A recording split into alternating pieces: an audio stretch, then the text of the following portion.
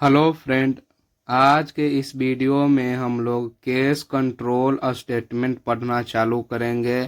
Loop control statement हम लोगों ने पूरा पढ़ लिया। For loop, while loop, do while loop, nested loop, ये सब पढ़ने के बाद अब हम लोग का टॉपिक है केस कंट्रोल स्टेटमेंट।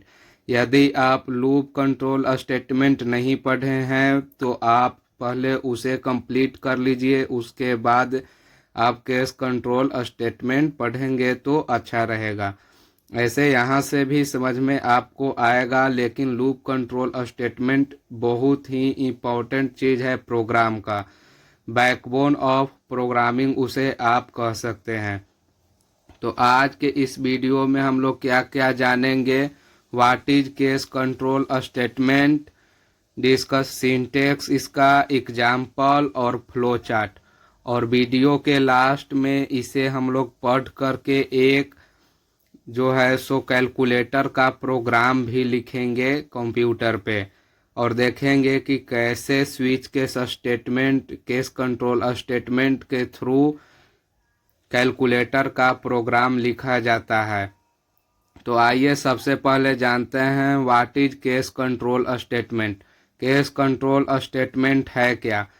तो डेफिनेशन पढ़ने से पहले यदि हम रियल एग्जाम्पल में समझें तो ये होगा कि जैसे कि हम लोग किसी भी शादी या बर्थडे पार्टी में जाते हैं तो वहाँ पे आइटम्स का जो है सो भोजन का बहुत सारा आइटम्स लगा हुआ रहता है।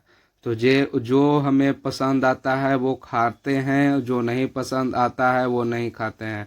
तो उसी तरीके से ये भी केस कंट्रोल स्टेटमेंट भी है। यहाँ पे जो भी हमें पसंद आया वो काम कीजिए, नहीं पसंद आया वो नहीं कीजिए। तो अब इसका डेफिनेशन से जानते हैं हम लोग प्रोग्रामिंग के व्यू से कि क्या है। तो this statement is used for option based, menu based operation in which many options are given and according to user choice operation is performed। जैसा कि हम लोग यहाँ पे डेफिनेशन में ही देख रहे हैं, यह कह रहा है this statement is used for option based और मेनू बेस्ड ऑपरेशन। ये स्टेटमेंट किस तरीके का होता है? ऑप्शन बेस्ड और menu based. In which many options are given, इसमें में जो है सो बहुत सारा ऑप्शंस दिया हुआ रहता है। एंड अकॉर्डिंग टू यूजर, और यूजर के through choice operation is perform, जो भी ऑपरेशन उसे अच्छा लगा उस वो चूज किया, उस ऑपरेशन को परफॉर्म किया जाता है। तो ये रहा डेफिनेशन केस कंट्रोल स्टेटमेंट का। क्या? This statement is used for option based और menu based operation in which many options are given and according to user choice operation is performed। For it switch case statement is used। और इस तरीके के programme बनाने के लिए हम लोग किसे यूज करते हैं? Switch case. जैसा कि बर्थडे पार्टी या शादी में कहीं पे भी जाते हैं तो खाना खाने के लिए क्या यूज करते हैं? थाली का यूज करते हैं। उसी तरीके से इस तरीके का प्रोग्राम केस कंट्रोल के थ्रू बनाने के लिए हम लोग स्विच केस स्टेटमेंट का यूज करते हैं। तो चलिए जानते हैं अब इसका सिंटेक्स की सिंटेक्स इसका कैसा होगा। Syntax of switch case statement. तो सबसे पहले स्विच, उसके अंदर एक्सप्रेशन लिखेंगे और उसके एक्सप्रेशन लिखने के बाद ब्रैकेट लगाएंगे और केस वैल्यू 1, याद रखिएगा यहाँ पे सेमी कॉलन नहीं लिखना है।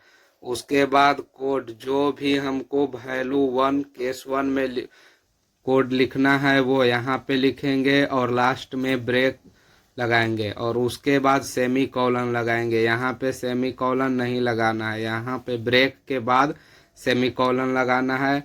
उसके बाद केस वैल्यू 2, जो हमारा दूसरा काम रहेगा उसको यहाँ पे लिखेंगे कोड, और उसके बाद फिर से ब्रेक और ब्रेक के बाद सेमी कॉलन। इसी तरीके से मान लीजिए कि केस 4 ठो हमको काम है तो 4 तक लिखेंगे, केस 1, केस 2, केस 3, केस 4, और सब के बाद लास्ट में ब्रेक लगाते जाएंगे और लास्ट में डिफ़ॉल्ट लिख देंगे और डिफ़ॉल्ट का जो भी हम लोग का प्रोग्राम रहेगा उसे यहाँ पे लिख देंगे। डिफ़ॉल्ट क्यों लिखते हैं, इसका मेन रीज़न है कि यदि यहाँ से कोई भी काम मैच नहीं किया तो डिफ़ॉल्ट का जो भी कोड है उसे से हम लोग प्रिंट करवा देते हैं कि इस तरीके का ऑप्शन या इस तरीके के काम प्रोग्राम में नहीं है, इसीलिए हम लोग डिफ़ॉल्ट का यूज करते हैं। तो ये रहा सिंटेक्स स्विच केस स्टेटमेंट का। अब हम लोग प्रोग्राम के थ्रू देखते हैं कि इसका प्रोग्राम कैसा होगा। यहाँ पे मैंने एक छोटा सा एग्जाम्पल लिखने का कोशिश किया है। वीडियो के लास्ट में एग्जाम्पल और फ्लो चार्ट पढ़ने के बाद लास्ट में हम लोग इसे कंप्यूटर पे देखेंगे, इसका प्रोग्राम लिखेंगे, और एक हम लोग जैसा कि कहा हमने कि लास्ट में कैलकुलेटर का प्रोग्राम भी बनाएंगे इसी स्विच केस स्टेटमेंट के through.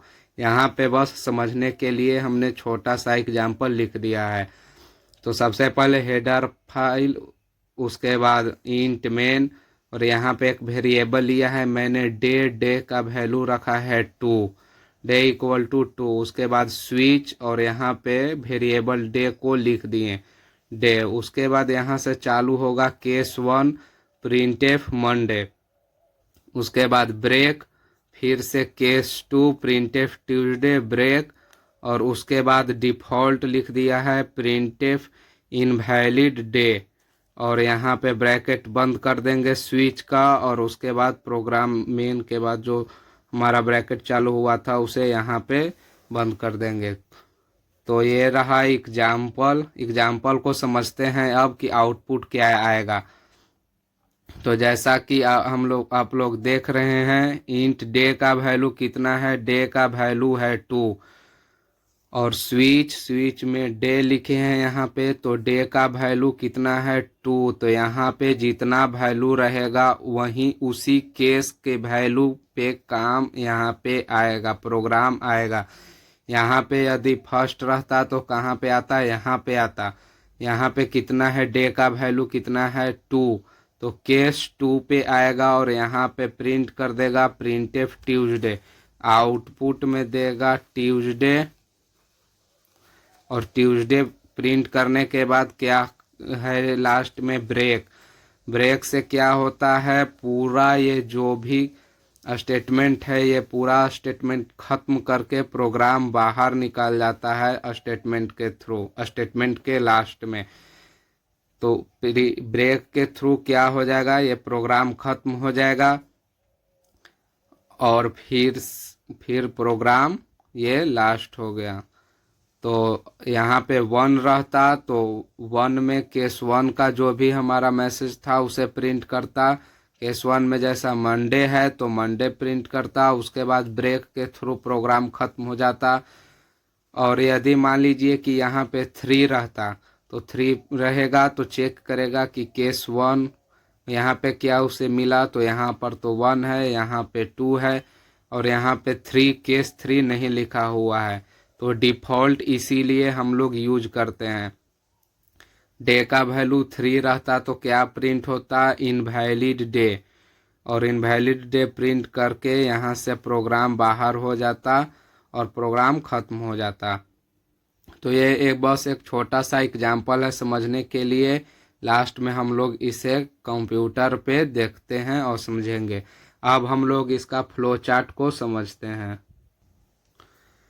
Flow chart of switch case, सबसे पहले स्टार्ट, उसके बाद स्विच एक्सप्रेशन, उसके बाद केस 1 यदि मैच किया तो यहाँ पे जो भी स्टेटमेंट है उस स्टेटमेंट को एग्जीक्यूट करो, और एग्जीक्यूट करने के बाद ब्रेक, और ब्रेक होने के बाद क्या हो जाएगा, प्रोग्राम खत्म हो जाएगा।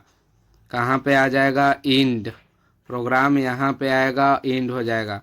और यदि केस 1 मैच नहीं किया तो क्या होगा, नॉट मैच, तो केस 2 में जाएगा। केस 2 यदि मैच हुआ तो स्टेटमेंट को एग्जीक्यूट कर देगा, उसके बाद ब्रेक, और ब्रेक के थ्रू ब्रेक के बाद क्या हो जाएगा, प्रोग्राम खत्म हो जाएगा। यदि केस 2 भी मैच नहीं किया तो केस 3 को देखेगा, उसके बाद मैच किया तो स्टेटमेंट को एग्जीक्यूट करो, और एग्जीक्यूट करने के बाद ब्रेक होकर के प्रोग्राम खत्म हो जाएगा। और नहीं मैच किया तो जहाँ तक मान लीजिए कि केस जैसे एन लिखा है मैंने, जहाँ तक केस है वहाँ तक चेक करेगा, मैच किया तो स्टेटमेंट एग्जीक्यूट करेगा, उसके बाद ब्रेक होकर प्रोग्राम ख़त्म हो जाएगा। और नहीं मैच किया तो लास्ट में डिफ़ॉल्ट पे आएगा और यहाँ से डिफ़ॉल्ट स्टेटमेंट में जो भी कुछ लिखा हुआ रहेगा तो प्रिंट करके उसको एग्जीक्यूट करके प्रोग्राम फिर ख़त्म हो जाएगा। तो ये रहा स्विच केस स्टेटमेंट का फ्लो चार्ट, जिसे आप नोट कर सकते हैं। ये एग्जाम ऑफ व्यू से बहुत ही वेरी वेरी इम्पोर्टेंट है, एग्जाम में बनाने के लिए आता है flow chart of switch case statement. समझ लिया होगा आपने, यहाँ पे जो भी केस से मैच करेगा उसका स्टेटमेंट प्रिंट करेगा और उसके बाद ब्रेक होगा, ब्रेक के बाद प्रोग्राम लास्ट में एंड हो जाएगा।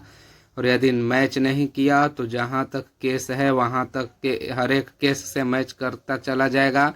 मैच किया तो ठीक है, नहीं मैच किया और कोई से भी मैच नहीं करेगा तो लास्ट में डिफ़ॉल्ट पे आएगा और डिफ़ॉल्ट का स्टेटमेंट एग्जीक्यूट करके प्रोग्राम ख़त्म हो जाएगा। तो आइए चलते हैं अब हम लोग कंप्यूटर पे, सिस्टम पे, और वहाँ पे देखते हैं कैलकुलेटर का प्रोग्राम लिख करके, और जो एग्जाम्पल था उसे भी हम लोग लिख करके समझते हैं। तो जो हमारा एग्जाम्पल था उसे अब हम लोग यहाँ पे प्रोग्राम के रूप में लिख करके देखते हैं कि कैसे वर्क करता है।